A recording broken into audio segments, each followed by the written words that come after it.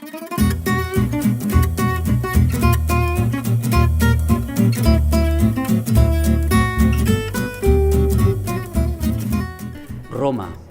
segle I abans de la nostra era. L'home més poderós del món, August, que ha conquerit la terra des d'Hispània fins a Egipte, té por. A què té por? A un exèrcit estranger? No. Té por a un poeta, dit Ovidi. I per què té por? El cas és que el va desterrar, el va exiliar a la fi del món, i aquest és un enigma històric que encara avui es discuteix. Què va passar entre l'emperador August i el poeta Ovidi?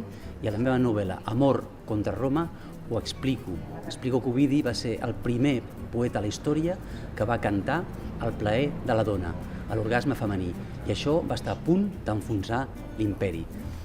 August contra el poeta Ovidi. Amor contra Roma.